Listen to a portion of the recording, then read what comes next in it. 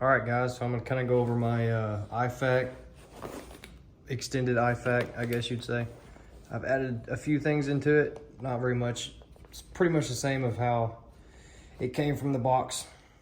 But starting off, it's probably around $80 to $90 for everything in here. On top, I just have a cheap little Gerber knife, you know, just for anything you may need a knife for cutting things, cutting plastic bags. I also have a Streamlight ProTac light. It's pretty bright. It has two different modes. It's about $45. I definitely think you should have one of those just so you can obviously see if something happens at night. And let's go ahead and open it up. Also, before I open it up, it has all these MOLLE webbing on there, and you can unclip it from the back. It has a button and some more strips on the back, so you can hook it on to the back of your car seat, on your backpack, throw it in your backpack or duffel. Pretty much anywhere you need it, you can store it. Diving right into it. On the top, I have my chest seals. It comes with two of them. Pretty simple, pretty easy to use. And this thing tells you exactly and everything how to use it. You got two chest seals. And then next you have this trauma pack. And inside of it you got a gauze, trauma pad, gloves, duct tape, triangular bandage, two different sizes of gauze dressing, gauze bandage, alcohol wipe, resealable bag. Obviously you can reseal it. It has a sealable thing right there, and trauma response instructions. So it kind of gives you a rundown of what to do if you may not know at the time.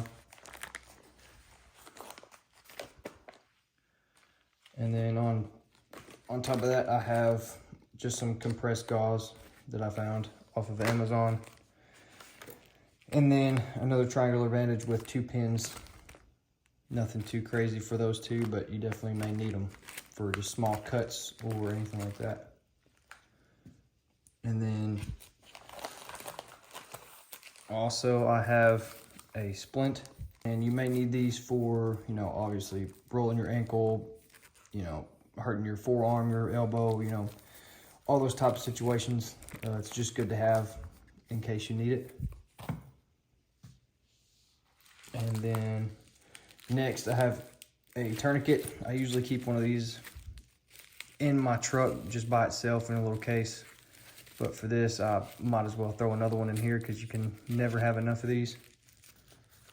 I got some emergency bandages, trauma wound dressings, hemorrhage control bandage. It's vacuum sealed, but it's definitely something you could use. But it has, I can't remember the name for it, but it's got that little plastic handle, and you wrap it and then you turn it clockwise or opposite of the way you're wrapping it, and it puts pressure on the wound directly.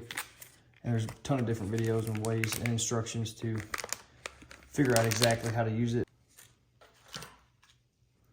And then I just got a little $4 little tiny flashlight that's, you know, just extra, just in case. You can never have too much. Then next, you got the sterile gauze sponges and band-aids and just your small items. And I plan on adding a few other things like ibuprofen, small things that can fit in this bag. And then next, I got trauma shears for cutting the clothes off if you need to. It's got the little safe edge to it, so you can run it up against the sleeve and not cut yourself or anybody else. Let's see. And then I just got some extra gloves, just in case. You don't want anything nasty on you. But in a situation where you need to, you may just forget about those. I do feel like everybody needs to have this or something like this, if not more. I know this is a smaller type bag, but it's easy to carry around. It does not take up a bunch of room. Definitely something I'd rather have and not need it than to need it and not have it.